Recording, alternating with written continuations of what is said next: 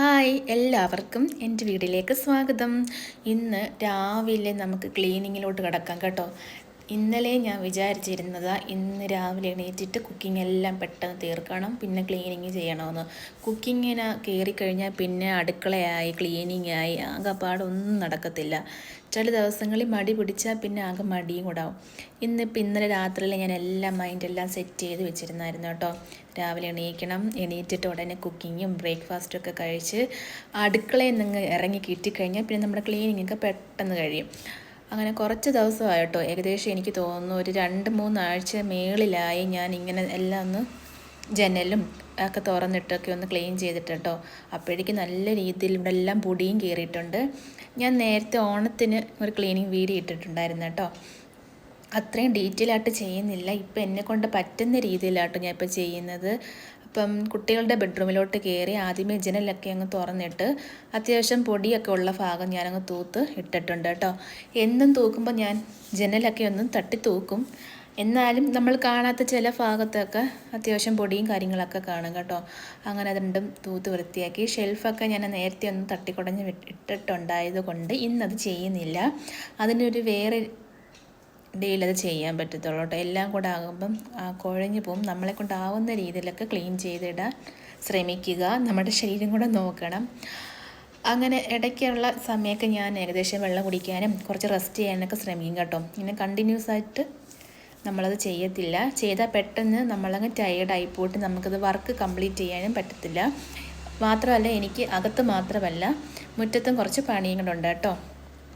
അങ്ങനെ ജനലൊക്കെ തുറന്നിട്ടിട്ട് അവിടെ ഉള്ള കുറച്ച് പൊടിയും കാര്യങ്ങളൊക്കെ ഒന്ന് തൂത്ത് തുടച്ചിട്ടിട്ടുണ്ട്. നേരത്തെ പറഞ്ഞ പോലെ എന്തെങ്കിലും പൊടിയുടെ ശല്യം വല്ല ഉള്ളവർക്ക് ആണെങ്കിൽ നനഞ്ഞ ടവൽ യൂസ് ചെയ്തിട്ട് വേണം നമ്മൾ വൃത്തിയാക്കാനൊക്കെ നിൽക്കാനായിട്ട്.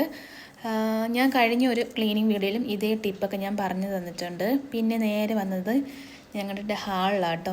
ഞങ്ങളുടെ ഹാളിൽ ചെറിയ ചെറിയ പൊട്ട് സാധനങ്ങളൊന്നും ആരും ശ്രദ്ധിച്ച് കാണത്തില്ലെന്ന് വിശ്വസിക്കുന്നു. കാരണം അതിൻ്റെ കുറച്ച് പെയിൻറ്റും കാര്യങ്ങളൊക്കെ പോയിട്ടുണ്ട് കേട്ടോ. പിന്നെ ഉള്ളത് സെറ്റി കവറൊക്കെ ഞാനിപ്പോൾ കുറച്ച് ദിവസമായതുള്ളൂ, എനിക്കൊന്നും ഒരാഴ്ച പോലും ആയില്ല സെറ്റി കവർ ഞാൻ പുതിയത് വിരിച്ചിട്ടിട്ട്, അതുകൊണ്ട് അതൊന്നും മാറ്റുന്നില്ല. പിന്നെ പഠിക്കുന്നതും ഞങ്ങൾ ഇവിടെ തന്നെ കേട്ടോ, അതുകൊണ്ടാണ് ബുക്കും കാര്യങ്ങളൊക്കെ ഇവിടെ കാണും. രാത്രിയിലും അതൊക്കെ ഒന്ന് റെഡിയാക്കി വെച്ചിട്ടുണ്ട്. ഇതിൻ്റെ കൂട്ടത്തിൽ പറയാനാണെങ്കിൽ ഇന്നൊരു അവധി ദിവസം കേട്ടോ, അങ്ങനെ എനിക്ക് പറ്റത്തുള്ളൂ. അപ്പം പിന്നെ നമ്മുടെ കാര്യങ്ങളൊക്കെ അതിൻ്റെ കൂട്ടത്തിൽ നടക്കും, പിള്ളേരുടെ കാര്യങ്ങൾ നടക്കും, അപ്പം എൻ്റെ ഫോൺ വിളിയും നടക്കും. അങ്ങനെ അതെല്ലാം കഴിഞ്ഞിട്ട് നമ്മൾ ഹാളൊക്കെ അത്യാവശ്യം തൂത്ത് തുടച്ചിട്ടിട്ടുണ്ട്. ഞാനൊരു കാര്യം പറയാം പ്രത്യേകിച്ചായിട്ട്, നമ്മൾ ഈ സ്ഥലമുള്ളവരും സ്ഥലമില്ലാത്തൊരു കാര്യം പോട്ടെ, ഇങ്ങനെ ഹാളിൽ ഒരുപാട് ഫർണിച്ചർ ഇങ്ങനെ ഇടുമ്പോൾ നമുക്ക് ഭയങ്കര ബുദ്ധിമുട്ടാട്ടോ.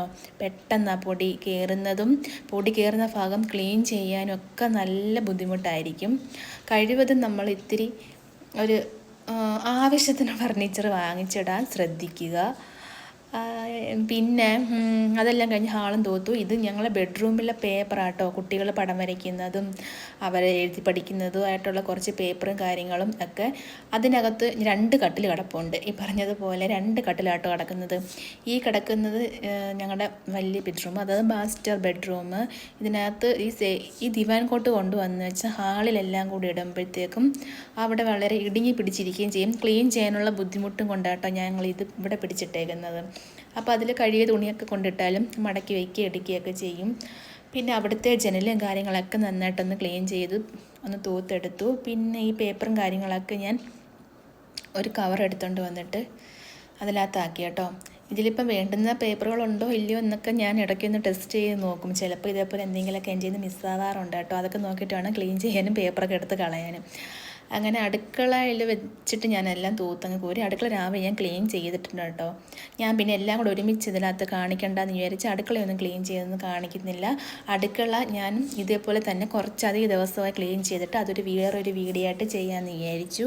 അപ്പം നമ്മുടെ അകത്തുള്ള ഏകദേശം പണിയെല്ലാം കഴിഞ്ഞ് മുറ്റം കണ്ടോ. ഇപ്പം കുറച്ച് ദിവസം കൊണ്ട് ഇവിടെയാണെങ്കിൽ മഴയോട് മഴയാണ്. ഒന്ന് വെയിൽ കണ്ട ദിവസമാണ് ഞാനിത് ക്ലീൻ ചെയ്യാനായിട്ട് ഇറങ്ങിയത്. മുറ്റത്താണെങ്കിൽ പായലൊക്കെ കയറിയിട്ടുണ്ട്. മഴയൊന്ന് തോന്നുന്നു കിട്ടിയാലേ നമുക്ക് കുറച്ച് ബ്ലീച്ചിങ്ങോ എന്തെങ്കിലുമൊക്കെ ഇട്ടിട്ടൊന്ന് റെഡിയാക്കാൻ പറ്റത്തുള്ളൂ. അങ്ങനെ മുറ്റം തൂക്കാനായിട്ട് ഞാൻ വന്നു. അപ്പോഴത്തേക്ക് മോൻ ട്യൂഷൻ ഉണ്ടായിരുന്നു. അയാൾ ട്യൂഷനൊക്കെ കഴിഞ്ഞിട്ട് വന്നു, ഹായ് ഒക്കെ പറഞ്ഞിട്ട് പോയി. അപ്പം മുറ്റം തൂക്കാൻ സ്റ്റാർട്ട് ചെയ്യാം. നല്ല വെയിലാണ്. നിങ്ങൾക്ക് തോന്നുന്നു എനിക്ക് എന്താ ഭ്രാന്ത് വല്ലതും ഉണ്ടോയെന്ന്. ശരിക്കും പറഞ്ഞാൽ ഇപ്പം ഈ തോന്നി നിൽക്കുന്ന സമയത്ത് എനിക്ക് തൂക്കാൻ പറ്റത്തുള്ളൂ. ഉച്ച കഴിഞ്ഞാൽ ഇനി എങ്ങനെയാണോ, മഴയാണോ ഇടിയാണെന്നൊന്നും പറയാൻ പറ്റത്തില്ല. അതുകൊണ്ട് ഞാൻ പിന്നെ തൂക്കാമെന്ന് വിചാരിച്ചു. അതൊന്നും നോക്കിയിട്ട് കാര്യമില്ല. അപ്പോൾ അകത്തെ പണിയും പുറത്തെ പണിയും ഒരുപോലെ അങ്ങ് കഴിയും. പിന്നെ നമുക്ക് വേണമെങ്കിൽ റെസ്റ്റ് എടുക്കാമല്ലോ. നേരത്തെ പറഞ്ഞ പോലെ നമ്മൾ കണ്ടിന്യൂസ് ആയിട്ട് നിന്ന് ചെയ്യരുത്. കുറച്ചൊക്കെ റെസ്റ്റ് എടുത്തിട്ട് വേണം കേട്ടോ. ചെയ്യാൻ ഒക്കുന്നവരൊക്കെ ചെയ്തോണം. അല്ലാതെ നമുക്ക് എന്തെങ്കിലും പ്രശ്നമൊക്കെ ഉള്ളവരുടെ കാര്യമായിട്ടോ ഞാൻ പറഞ്ഞത്. ഇപ്പം മോൻ്റെ അടുത്ത് വന്നു. ഞാൻ പിന്നെ ഇതെല്ലാം തൂത്ത് കൂട്ടിയപ്പോഴത്തേക്ക് ആൾ വന്നു കേട്ടോ. അപ്പം പിന്നെ നമ്മളെ പെട്ടെന്ന് പണിയൊക്കെ അങ്ങ് തീരും. ഇങ്ങനെ കുട്ടികളൊക്കെ ഉണ്ടെങ്കിൽ അതും നമ്മളൊരു സഹായത്തിനൊക്കെ വിളിക്കണം. മടിയൊന്നും വിചാരിക്കരുത്. അവരെയും കൂടെ അതിനകത്തൊക്കെ ഉൾപ്പെടുത്തി നമ്മൾ ജോലിയൊക്കെ അവർക്കും കൂടെ ഷെയർ ചെയ്ത് കൊടുക്കുമ്പോൾ അവരും അതൊക്കെ പഠിക്കുകയും ചെയ്യും. നമ്മുടെ ജോലി ഈസിയാവും. അങ്ങനെ തൂത്തെല്ലാം കഴിഞ്ഞിട്ടോ. നല്ല വെയിലുണ്ടായിരുന്നു. വിയർത്ത് കുളിച്ച് അങ്ങനെ അതെല്ലാം കഴിഞ്ഞിട്ട് മുഖമൊക്കെ കഴുകിയിട്ട് നേരെ അടുക്കളയിൽ വന്നിട്ട് കുറച്ച് പണി ബാക്കിയുള്ളത് രാവിലെ ഞാൻ ചോറ് തിളപ്പിച്ച് വെച്ചിട്ടുണ്ടായിരുന്നു. ഒന്നും കൂടെ തിളപ്പിച്ചിട്ട് നമുക്ക് ഊറ്റിയെടുക്കണം. പിന്നെ നാളത്തേക്ക് അരി ഉഴുന്നൊന്ന് വെള്ളത്തിടണം. അതിൻ്റെ അളവും കാര്യങ്ങളൊന്നും ഞാൻ ഇപ്പോൾ പറയുന്നില്ല. ഞാൻ എടുക്കുന്ന ഏകദേശം ഒരു ഗ്ലാസ്സിന് 1/2 ഗ്ലാസ് ഉഴുന്ന്, അങ്ങനെ പിന്നെ ചോറ് അരയ്ക്കുന്ന നേരത്ത് നമുക്ക് ചോറ്, അങ്ങനെ അതൊക്കെ ഒന്ന് വെള്ളത്തിലിട്ട് കേട്ടോ. പിന്നെ കുറച്ച് ഉലുവയും ഇടും കേട്ടോ ഞാൻ അരി ആട്ടുമ്പം. പിന്നെ തേയിലപ്പൊടി തീർന്നിരിക്കുമായിരുന്നു. പിന്നെ അതൊക്കെ ഒന്ന് പൊട്ടിച്ചിട്ടു.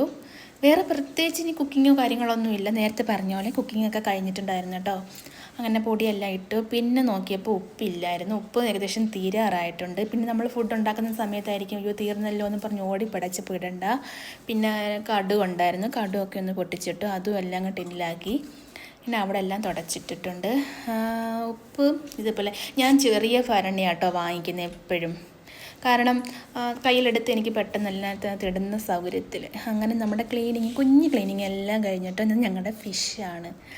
അങ്ങനെ ഇന്നത്തെ ക്ലീനിങ് എല്ലാം കഴിഞ്ഞു. എൻ്റെ കുഞ്ഞു വ്ളോഗ് ഇഷ്ടപ്പെട്ടുണ്ടെങ്കിൽ മറക്കാതെ സബ്സ്ക്രൈബ് ചെയ്ത് സപ്പോർട്ട് ചെയ്യണേ.